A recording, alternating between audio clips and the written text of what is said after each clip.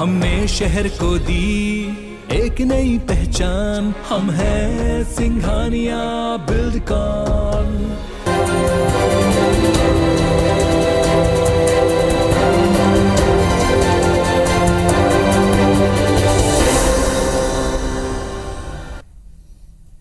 नमस्कार, मैं हूं शिरीष मिश्रा। छत्तीसगढ़ की बात में आप सभी का स्वागत है। छत्तीसगढ़ में 29 जून को राज्यसभा की 2 सीटें खाली होने वाली हैं। एक एक सीट पर कांग्रेस और बीजेपी का कब्जा है।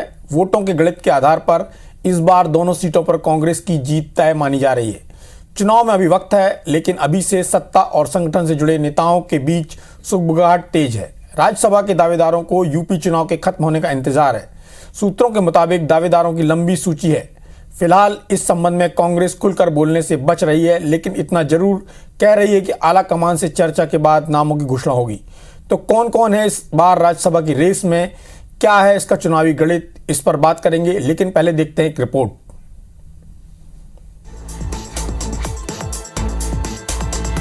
चार महीने बाद जून के महीने में खाली हो रही छत्तीसगढ़ की राज्यसभा की 2 सीटों को लेकर सुगबुगाहट शुरू हो चुकी है। विधानसभा सदस्यों की संख्या को देखते हुए दोनों सीट कांग्रेस के खाते में जाती दिख रही। राज्य के कोटे की जो 2 सीट जून में खाली हो रही हैं, उनमें से एक सीट पर कांग्रेस की छाया वर्मा और दूसरी सीट पर बीजेपी के रामविचार नेताम सांसद हैं। छत्तीसगढ़ गठन के बाद 15 साल तक बहुमत के आधार पर बीजेपी 3 सीटों पर जबकि कांग्रेस 2 सीटों पर कब्जा जमाती आई। लेकिन पिछले विधानसभा चुनाव में कांग्रेस की रिकॉर्ड जीत ने पूरा सियासी समीकरण बदल दिया। बीजेपी नेता भी सच से वाकिफ हैं। हालांकि बीजेपी तंज कस रही है कि जिस तरह मुख्यमंत्री भूपेश बघेल कुलपति की नियुक्तियों को लेकर स्थानीय प्रतिभाओं की वकालत कर रहे हैं, तो क्या कांग्रेस पार्टी छत्तीसगढ़ के किसी प्रतिभाशाली व्यक्ति को राज्यसभा भेजेगी या फिर किसी और को?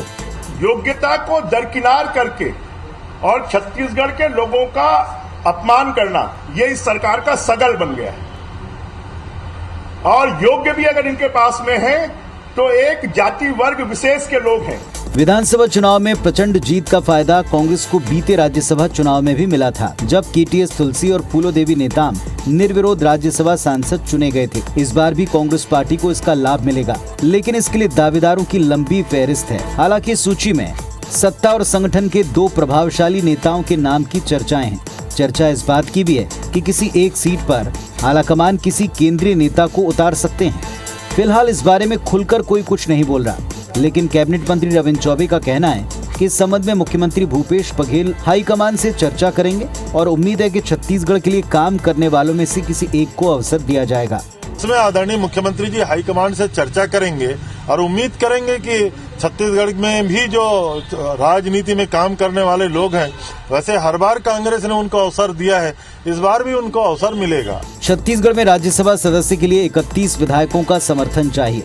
फिलहाल कांग्रेस के पास 70 विधायक हैं, लिहाजा दोनों सीटों पर कांग्रेस का निर्विरोध जीतना तय है, क्योंकि बीजेपी के पास 14, जोगी कांग्रेस के पास 3 और बसपा के 2 विधायकों को मिलाकर भी 31 की संख्या नहीं पूरी हो पा रही। यानी छत्तीसगढ़ में राज्यसभा का चुनाव पिछली बार की तरह इस बार भी महज औपचारिकता ही रहेगा, लेकिन स्थानीय नेता की जोर पकड़ती मांग जरूर आलाकमान के लिए सिरदर्द बढ़ा सकती है। राजेश मिश्रा, IBC 24, रायपुर। तो आने वाला जो जून है उसके बाद भारतीय जनता पार्टी से राज्यसभा की सिर्फ एक मेंबर रहेंगी, वो हैं सरोज पांडे। उसके बाद जो 4 मेंबर रहेंगे वो कांग्रेस के होंगे। सबसे बड़ा सवाल ये कि कांग्रेस का कौन नेता राज्यसभा में जाएगा। पिछड़े वर्ग के होंगे, आदिवासी होंगे, SC वर्ग से होंगे या जनरल वर्ग से होंगे। कहाँ से होंगे ये अभी नहीं कहा जा सकता। कांग्रेस के केंद्रीय नेता तय करेंगे कि केंद्र से कोई नेता जो प्रभावशाली नेता है, जिसकी उपयोगिता सदन में हो सकती है, उसके लिए कोई नामांकन हो सकता है।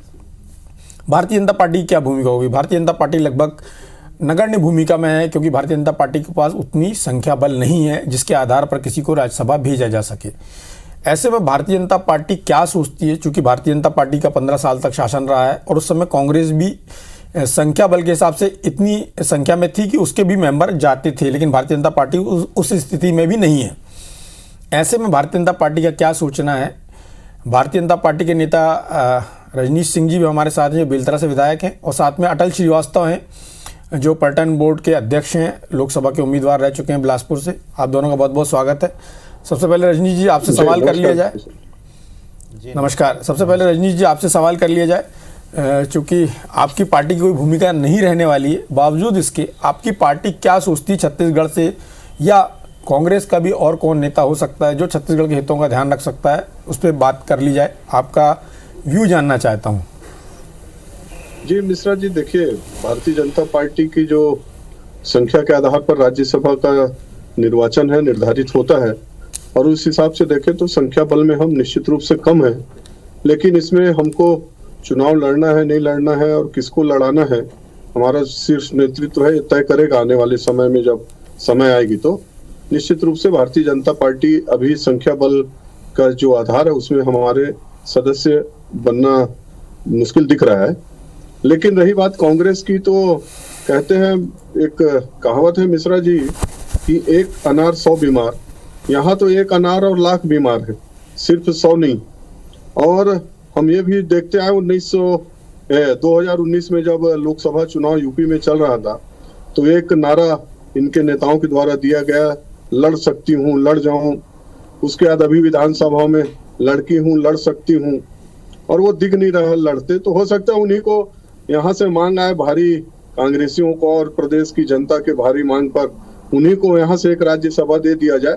निश्चित रूप से चाहे कितना अभी बोले कहें, लेकिन कांग्रेस का जो भी सदस्य होगा हाईकमान तय करेगा। और मुझको तो लगता है कि दोनों के दोनों लंबी लिस्ट है कांग्रेस के पास, पूरे भारत में कहीं और है नहीं, न लोकसभा में उनका जगह है, न और कहीं दूसरे जगह से जाने की स्थिति दिख रही है। छत्तीसगढ़ एकमात्र ऐसा प्रदेश है जहां कि उनका जो राष्ट्रीय नेतृत्व है उनके अनुकूल है, यहाँ जो चाहे वो करवा सकते हैं और ये करेंगे भी। इसलिए मुझको लगता है कि आने वाले समय में जो 2 राज्यसभा के सदस्य जाएंगे छत्तीसगढ़ से, हमको हताशा निराशा देखने के छत्तीसगढ़ वासियों को मिलेगी। और जो इनका छत्तीसगढ़िया नारा है, हम पिछले राज्यसभा चुनाव में भी देखे थे कि किनको इन्होंने बना के भेजा था। तो इनका जो परिभाषा है छत्तीसगढ़िया और जो प्रमाण पत्र बांटते हैं, आने वाले समय में आप देखिएगा कि हो सकता है कि दोनों के दोनों सीट छत्तीसगढ़िया को न मिले। चलिए, आपने तो सीधे तौर पर आरोप लगा दिया कि जो छत्तीसगढ़ की सरकार है या प्रदेश के जो मुखिया हैं, वो जो छत्तीसगढ़िया का नारा देते हैं, उससे शायद वैसी स्थिति देखने ना मिले। अटल जी चूँकि पार्टी के बड़े नेता हैं, अटल जी समझते भी होंगे चीज़ों को कि पार्टी को किस आधार पर निर्णय लेना है। अटल जी, आपसे जानना चाहूँगा, जो आशंकाएं रजनीश जी जता रहे हैं उनमें कितनी सच्चाई है, और दूसरा कि इस बात का कितना महत्व है कि व्यक्ति प्रदेश का हो या राष्ट्रीय स्तर का हो, क्योंकि राज्यसभा एक ऐसा प्लेटफॉर्म होता है जहाँ पर जो लोग चुन के नहीं जा सकते या जिनके पास चुन के जाने का रास्ता नहीं होता, उनके लिए वो बनाया जाता, क्योंकि वो एक ऐसा उच्च सदन है जहाँ पर ऐसे लोगों की ज़रूरत होती है जो पार्टी के लिए बड़ा डिसाइडिंग फैक्टर होते हैं या देश के लिए बड़े डिसाइडिंग फैक्टर होते हैं, अपने विषय के विशेषज्ञ लोग होते हैं। तो ऐसे में जो बात रजनीश जी कर रहे हैं, स्थानीय वाली बात, वो भी जानते हैं कि उनकी पार्टी में भी लोगों को अलग अलग राज्यों से भेजा जाता है, उसके बावजूद भी इस बात को वो रेखांकित कर रहे हैं। इस मामले में आपका क्या उत्तर है? देखिए, जून में 2022 में 2 राज्यसभा के चुनाव की सीट खाली हो रही। छाया वर्मा जी को, जो कांग्रेस से 6 साल राज्यसभा में रही, और रामविचार नेताम जी जो बीजेपी से रहे। इसके पहले की जो दोनों सीटें खाली हुई थी उसमें हम लोग ने बस्तर के नेता फूलो देवी नेताम जो कि विधायक भी रही हैं, उनको राज्यसभा भेजा, और एक सीट KTS तुलसी जो कि बहुत बड़े देश के जाने माने वकील हैं। तो आपने जैसा कहा कि उच्च सदन में हमेशा उन लोगों को भेजा जाता है। उच्च सदन कभी ख़त्म नहीं होता, लोकसभाएं तो भंग होती हैं, पर हमेशा उच्च सदन चलता रहता है। और उच्च सदन में ऐसे लोगों की ज़रूरत पड़ती है जो देश के संविधान के साथ देश की लोकतांत्रिक व्यवस्था को अपनी टिप्पणियां कर सकें, अपने सलाह दे सकें। तो हमेशा से हर पार्टी में ये होता आया है कि जो लोग कभी चुन के लोकसभा नहीं पहुंच पाते हैं या लोकसभा का चुनाव नहीं लड़ पाते हैं, उनको राज्यसभा में सदस्यता दी जाती है, ताकि राज्यसभा में जो देश के विभिन्न मुद्दे हैं उन पर चर्चा हो सके। और इसलिए मुझे तो पूरी उम्मीद है माननीय भूपेश बघेल जी हमेशा स्थानीय की बात करते हैं, छत्तीसगढ़ियापन की बात करते हैं, तो हमारे यहाँ एक न एक आदमी जरूर छत्तीसगढ़ से चुन के जाएगा। हो सकता है दोनों सीट चुन के जाएं, पर अभी बीजेपी वालों को इसमें कयास लगाने की ज़रूरत नहीं है, क्योंकि वो कहीं आसपास भी नहीं लग रहे हैं, ना तो उनको एक कोई सीट मिलनी है, ना उनके पास संख्या बल है। पर जो भी निर्णय होगा, चूँकि हमारे यहाँ पार्टी का निर्णय हाईकमान लेती है, इसलिए मुझे उम्मीद है कि हाईकमान जो भी निर्णय लेगा वो हमारे देश के हित में और हमारी पार्टी के हित में होगा। और जहाँ तक भारतीय जनता पार्टी का सवाल है, तो जयशंकर जो है मिस्टर जो विदेश मंत्री हैं, उन्हें अभी गुजरात से उन्होंने राज्यसभा भेजा हुआ। पीयूष गोयल को महाराष्ट्र से, जो कि कैबिनेट मंत्री हैं, मुरलीधरन जो है वो महाराष्ट्र से उनको राज्यसभा बीजेपी ने भेजा। मुरुगन जो हैं, जो साउथ से आते हैं, उनको मध्य प्रदेश से राज्यसभा में भेजा हुआ है। और मुख्तार अब्बास जी हैं, उन्हें झारखंड से बीजेपी ने राज्यसभा भेजा हुआ है। निर्मला सीतारमन जी हैं, जो कि हमारी वित्त मंत्री हैं देश की, उनको कर्नाटक से भेजा हुआ है। धर्मेंद्र प्रधान जो उड़ीसा से आते हैं, उनको मध्य प्रदेश से उन्होंने राज्यसभा भेजा है। हरदीप पुरी को यूपी से उन्होंने राज्यसभा भेजा। तो ये तो परंपराएं हैं कि जिन लोगों का सदन में ज़रूरत है उनको सदन में भेजा जाना चाहिए। और ये जो निर्णय है वो हाईकमान राज्य सरकारों से साथ मिलकर तय करता है कि आखिर उच्च सदन में किन्हें भेजना है। रजनीश जी, मुझे लगता है कि आपकी बात का सीधा और सरल उत्तर अटल श्रीवास्तव जी ने दिया है। ठीक है कि भूपेश बघेल जी, चूँकि राज्य में उनको इस तरह से देखा जाता है कि वो छत्तीसगढ़ी अस्मिता के प्रतीक माने जाते हैं, इसलिए वो और राज्य के हितों के लिए ही बात करते हैं।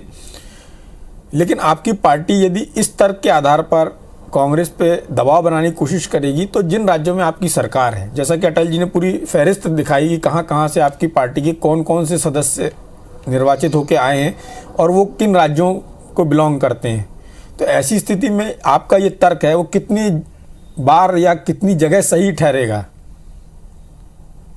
मिश्रा जी, भारतीय जनता पार्टी ने कभी ये चीजों का विरोध नहीं किया। हम विरोध की बात थोड़ी कर रहे हैं। तो जो तथाकथित जो कथनी और करनी का अंतर है, ये दिख रहा है मिश्रा जी। भारतीय जनता पार्टी की कभी वो लिस्ट अभी अटल श्रीवास्तव जी गिना रहे थे, परंपरा रही है, कांग्रेस में भी, बीजेपी में आगे भी चलेगी। ये तथाकथित रूप से जो कथनी और करनी में है, जो सर्टिफिकेट बांटते हैं छत्तीसगढ़िया, इसलिए स्वाभाविक रूप से छत्तीसगढ़ियों के मन में विचार आता है, क्या ये जब तक कहेंगे अपने परिभाषा के अनुसार बताएंगे, अपने सुविधा के अनुसार ये बताएंगे छत्तीसगढ़िया कौन है। बाकी को जो 40 साल 50 साल 200 साल से छत्तीसगढ़ में है, उनको बताने का प्रयास करेंगे, छत्तीसगढ़िया नहीं। सवाल इसका है कि ये छत्तीसगढ़िया की जो अभी कुलपति की बात कर रहे थे, कुलपति में सरकार ने क्या कहा कि छत्तीसगढ़ के प्रतिभाओं कमी नहीं है, छत्तीसगढ़ के लोगों को आना चाहिए। अरे तो कुलपति में आना चाहिए, हाँ, तो बाकी सांसद में क्यों नहीं आना चाहिए? फिर सांसद में आप भाजपा ऐसा कर रही है। भाजपा का उदाहरण फिर अपने सुविधानुसार जहां लगता है वहां भाजपा को उदाहरण दे दो, और इनको तो कुछ चलना नहीं है। अटल जी चाहे कुछ भी बोले, शायद वो भी अभी बोल रहे हैं शायद एक सीट मिल जाएगा, तो शायद में है। और ये कांग्रेसी अंदरूनी उनका मामला है, वो चाहे जिनको चाहे राज्यसभा में नामित करें, संख्या बल के आधार पर लगभग लगता है कि उन्हीं का बनेगा। लेकिन इस स्टेज को बात तो मत करें। छत्तीसगढ़ के लोगों के मन में जो आंखों में धूल झोंकने का काम करते हैं, इसको बंद करें।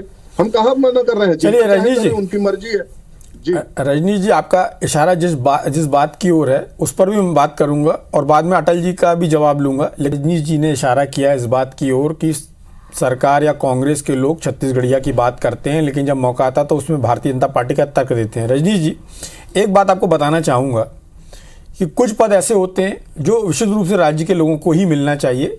ऐसा मेरी व्यक्तिगत राय है, ये कोई वैसी राय नहीं है। जैसे छत्तीसगढ़ सरकार ने जो बस्तर के लिए तृतीय और चतुर्थ श्रेणी के पद निकाले, तो उन्होंने स्पेसिफाई किया कि बस्तर के लोगों को ही मौका दिया जाए। उसके पीछे एक बड़ा कारण ये है कि वहाँ के लोगों को यदि रोजगार देंगे, वहाँ के लोगों को रोजगार से जोड़ेंगे, तो उनका जीवन स्तर बढ़ेगा। जैसे यदि आप इस बात का श्रेय लेते हैं कि आपकी पार्टी ने छत्तीसगढ़ बनाया और कांग्रेस ने भी उसमें सहयोग किया, तो छत्तीसगढ़ का गठन भी इसलिए हुआ कि मध्य प्रदेश में छत्तीसगढ़ के हितों की अनदेखी होती थी, तो छत्तीसगढ़ के लोगों को मौका मिलेगा। वो लोग जो कभी मध्य प्रदेश में मंत्री नहीं बन पाते थे, यहाँ मंत्री बन रहे हैं, सांसद बन रहे हैं, विधायक बन रहे हैं, अलग अलग पदों पे सुशोभित हो रहे हैं, और राज्य में भी लोगों को बहुत तरह से मौका मिल रहा है। तो इसलिए ये तर्क तो पूरी तरह से वाजिब नहीं कहा जा सकेगा कि ऐसा क्यों होता है, लेकिन मुझे लगता है कि अटल जी इसका बेहतर जवाब देंगे। अटल जी, आपका क्या कहना है इस बारे में? जी, जैसे रजनीश जी ने कहा कि छत्तीसगढ़िया कौन है, हमारे मुख्यमंत्री जी और हमारी पार्टी मानती है कि जो छत्तीसगढ़ से प्यार करता है, जो छत्तीसगढ़ में रस्ता बसता है और जो छत्तीसगढ़ के बारे में सोचता है, वही छत्तीसगढ़िया है। यहाँ पर कहीं भी कोई हमने ये कभी नहीं कहा कि ये छत्तीसगढ़िया नहीं है। जो छत्तीसगढ़ में पढ़ा बड़ा लिखा, यहाँ की माटी से जिसको प्यार है, वो छत्तीसगढ़िया है। और मुख्यमंत्री जी और हमारे सब लोग भी ये चाहते हैं कि जो छत्तीसगढ़ से प्यार करता है वो छत्तीसगढ़िया है। इसलिए ये वाली बात करना छोड़ दीजिए। जहाँ तक स्थानीयता की बात है, तो हर चीज़ में स्थानीयता इसलिए ज़रूरी है कि अगर हमारा कृषि प्रधान राज्य है, हम चाहते हैं कि हमारी इंदिरा गांधी कृषि विश्वविद्यालय, जहाँ पर 336 चावल की किस्मों का इजाद हुआ, जहाँ पर हमने इन्वेंट किया चावल की किस्मों का, तो हमारे यहाँ के वैज्ञानिकों ने यहाँ पर रहकर छत्तीसगढ़ की जलवायु, छत्तीसगढ़ का पानी, छत्तीसगढ़ की मिट्टी पर रहकर काम किया है, रिसर्च एंड डेवलपमेंट किया है। तो अगर मुख्यमंत्री जी चाहते हैं कि यहाँ के लोगों को उस काम को दिया जाए ताकि वो यहाँ की सभी चीज़ों से परिचित हो, भौगोलिक स्थिति, सामाजिक स्थिति, यहाँ काम करने के तरीके से, तो उनका हमेशा कुलपति के मामले में रहता है कि हमारी शिक्षा नीति, हमारा विश्वविद्यालय किस तरीके से स्थानीयों को थोड़ी प्राथमिकता मिलेगी। यहाँ केंद्रीय विश्वविद्यालय है, केंद्रीय विश्वविद्यालय में अगर केंद्र सरकार अपनी नियुक्ति करती है तो हमें कोई परेशानी नहीं, पर जहाँ तक राज्य सरकार को नियुक्ति करने की बात है, राज्य के विश्वविद्यालयों को, आप देखिए कि भूपेश बघेल जी की सरकार होने के बाद 3 नई यूनिवर्सिटीज़ खुल गई, 4 यूनिवर्सिटीज़ खुल गई। स्वर्गीय नंद कुमार पटेल जी के नाम पर रायगढ़ में यूनिवर्सिटी खुल गई, बस्तर यूनिवर्सिटी खुल गई, हार्टिकल्चर यूनिवर्सिटी दुर्ग में खुली हुई है। और तो जिस तरीके से विकास की नई संभावनाएं दिख रही है छत्तीसगढ़ को लेकर, तब उनका मॉडल यही है कि जो छत्तीसगढ़ की भौगोलिक स्थिति, सामाजिक स्थिति, यहाँ का क्लाइमेटिक कंडीशंस को समझता हो, वो और जो पढ़ा लिखा हो, जो उसके लायक हो, उसको छत्तीसगढ़ का वाइस चांसलर बनाना चाहिए। और ये विशेषाधिकार राज्यपाल जी का है, पर हमेशा से राज्य सरकार ये समन्वय बना के काम करती है कि दोनों के बीच में एक समन्वय बन के नाम फाइनल हो। हमारी सरकार भी केंद्र में 10 साल तक थी, भारतीय जनता पार्टी की राज्य में सरकार थी, पर आज तक कभी कोई डिस्प्यूट नहीं हुआ। जो राज्य सरकार ने कहा, राज्यपाल ने उससे माना। पर अब लगातार ये देखने को आ रहा है कि राज्य सरकार जहाँ पर बीजेपी की सरकारें नहीं है, वहाँ राज्यपाल को सामने रखकर खेल खेला जा रहा है। इसका हम विरोध करते हैं कि राज्यपाल राजनीति ना करें। अटल जी, हम थोड़ा सा विषय से हट गए हैं। खैर रजनीश जी, जैसा कि परसों भी डिबेट में हुआ, उसमें साफ तौर पर जो कांग्रेस के हमारे अतिथि थे, उनका कहना था कि गुजरात में एक एक्ट पारित हुआ जिसमें वो अधिकार मुख्यमंत्री के पास था, ऐसा छत्तीसगढ़ सरकार भी चाहती है। खैर मैं उस विषय पर नहीं जाना चाहता, मैं अपने मूल विषय पर आता हूँ, राज्यसभा में कौन जाएगा। तो अटल जी ने उसके लिए जो परिभाषा दी है, जो छत्तीसगढ़ से प्यार करता है, छत्तीसगढ़ की माटी और छत्तीसगढ़ के लोगों के बारे में सोचता है, वही छत्तीसगढ़ी है। ऐसी स्थिति में आपका एक फाइनल कमेंट चाहूँगा। खैर आपका तो कहना कि वो कांग्रेस का मामला है, उसके बारे में हम नहीं कह सकते, लेकिन आपकी पार्टी इस बारे में अपनी क्या राय रखती है? आरोप तो बृजमोहन जी ने भी बहुत सारे लगा दिए हैं। मिश्रा जी देखिए, हम यही बात तो बोल रहे हैं ना कि मैं पहले जो बोला कि अपनी सुविधा अनुसार बात रखते हैं। 20 साल में मेरे को बताया नहीं छत्तीसगढ़ियावाद कहाँ से आ गया। 20 साल पहले तक जो 2000 में छत्तीसगढ़ बना, उसके बाद जो लोग छत्तीसगढ़ में हैं, तो क्या छत्तीसगढ़ को प्यार करने वाले लोग नहीं थे? छत्तीसगढ़ में संघर्ष करने वाले लोग, यही जीने वाले लोग, यही काम करने वाले लोग, चाहे राजनीतिक क्षेत्र में हो चाहे किसी भी क्षेत्र में हो, सब वही लोग थे।